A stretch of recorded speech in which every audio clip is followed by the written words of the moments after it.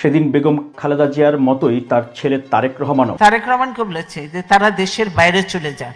সে বলছে যে আমি কিছু অন্যায় করিনি, আমি দেশের বাইরে যাব কেন? তারেক রহমান যায়নি। দেশের বাইরে আমার কোনো ঠিকানা নেই, এটাই হলো আমার ঠিকানা। এই দেশ, এই দেশের মাটি, মানুষই আমার সবকিছু। দেশের বাইরে আমার কিছু নেই, দেশের বাইরে আমি যাব না। দেশের বাইরে আমার কোনো ঠিকানা নাই, আমার কোনো কিছু নেই, দেশের বাইরে আমি যাব না। এই দেশেই আমি থাকব, এই দেশেই আমার জন্মস্থান, এই দেশেই আমার মৃত্যু হবে, এই দেশের মানুষের কাছে মধ্যেই আমি বেঁচে থাকতে চাই। কিন্তু এই বক্তব্যটির পেছনে কি ঘটনা, কয়জন আমরা জানি, যা শুনলে হয়তো অনেকেই চোখের পানি ধরে রাখতে পারবেন না। যার জন্য আমার ছেলে দুটাকে নির্যাতন সহ্য করতে হয়েছে, নানা রকম নির্যাতন। এই নির্যাতনে কিন্তু আমি কোকোকে হারিয়েছি। সে এগুলো দেখেনি, নিতে পারে না, সেগুলো এত হয়েছে, সেগুলো আমি এগুলো বলতে পারি না, আমি শুনি না কখনো, এতভাবে হয়েছে।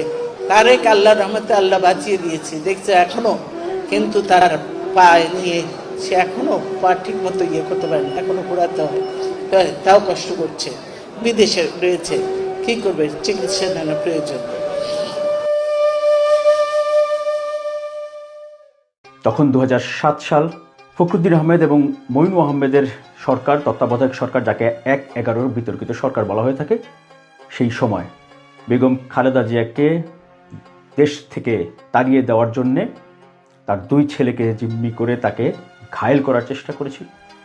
আমাকে দেখেছে, আপনি না গেলে আপনার 2 ছেলেকে আমরা নিয়ে যাব, আমাকে মুখের সামনে বলেছে। কিন্তু বেগম খালেদা জিয়া তখন আপোষ করেননি, তখন সন্তানদের মায়া তিনি করেননি। এই আপোষহীনতার কারণে বেগম খালেদা জিয়ার চোখের সামনে দিয়ে তার 2 ছেলেকে নির্যাতন করতে করতে নিয়ে যাওয়া হয়েছে। তারপর নিয়েও গেছে তারা, তাদের উপর কি অত্যাচার করেছে আপনারা দেখেছেন।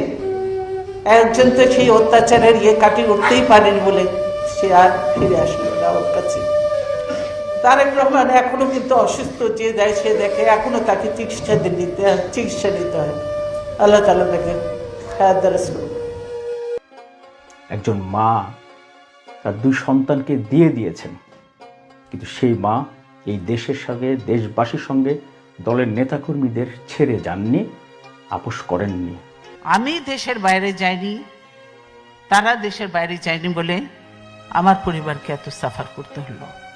তারেক রহমান কি শারীরিক অবস্থায় এসেছে আপনারা দেখেছেন। আল্লাহ তাআলা জানে বাঁচিয়ে দিয়েছি, এটাই আল্লাহর কাছে শুকরিয়া। কোকো গেছে, কোকো